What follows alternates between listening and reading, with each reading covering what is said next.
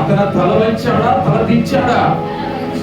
తల వంచెను. తల యేసయ్య ఎప్పుడు ఎవరి దగ్గర తల దించలేదు. మనందరి కొరకు తన తలను వంచాడు. అంటే మన కొరకు ఆయన మరణించాడు. ఆ 53వ యెషయా 53వ అధ్యాయము 7 క్రీస్తు పూర్వం 750 సంవత్సరాల క్రితం జరిగినటువంటిది. కానీ అందులో ఉన్నటువంటి ప్రతి మాట యేసుక్రీస్తు వారి జీవితంలో నెరవేర్పుగా మార్చబడింది. దాన్ని నమ్మినటువంటి వాడు ధన్యుడు. దాన్ని నమ్మినటువంటి వాడు దేవుని రాజ్యమునకు ఎంతగా హింసించబడ్డాడు మన కొరకు కదండి. అందులోనే 53వ అధ్యాయంలో రాయబడింది ఏమని తెలుసా? ధనవంతులు ఆయనతో కలిసి మాట్లాడుతుంది.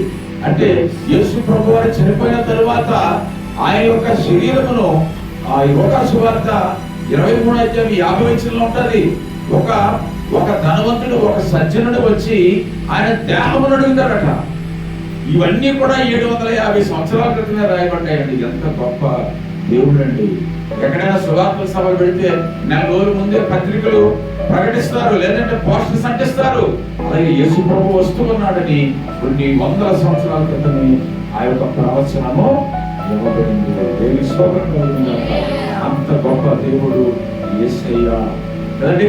తర్వాత ఒక మాట ఉంటుంది. ఆ మాట చదివి ముగించేస్తారు. దాని తర్వాత యెషయాలో 53 చదివిన మాట తర్వాత అతడు దీర్ఘాయుష్యమంతుడు అన్నటువంటి ఒక మాట ఉంటుంది. సభలో చూసారా, ఈయన మొదట ఏమన్నాడు? చనిపోమని చెప్పాడు.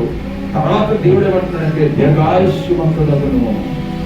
ఆనాడు ఉన్నటువంటి ప్రజలకి యేసు ప్రభుని గుర్తు చేస్తూ ఉన్నాడు.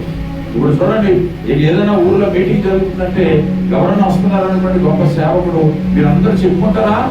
లేదంటే ఎవరన్నా ఒక అధికారం ఆయన వస్తున్నారని చెప్పుకోరా? అంటే ముందుగానే అది తెలియచేయలేదు. యేసుక్రీస్తు వారు వస్తారని ముందుగానే మాకు తెలియచేయబడింది. ఇది సత్యము అదొకటి స్తోత్రం కలిగింది. అది దేవుని యొక్క ఉద్దేశము. యేసుక్రీస్తు వారిలో ఆయన నెరవేర్పుగా మార్చాడు. 7 మాటలు కూడా వీళ్ళని ధ్యానిస్తున్నప్పుడు ఎంతో వేదన కలుగుతూ ఉంది, ఎంతో బాధ కలుగుతుంది. ఎందుకంటే ప్రభు వారు మన కొరకు తను మరణించేవారుగా ఉంటూ ఉన్నారు. మన కొరకు ఆయన ఈ లోకంలో తన ప్రాణములు పెట్టేవారుగా ఉంటూ ఉన్నారు.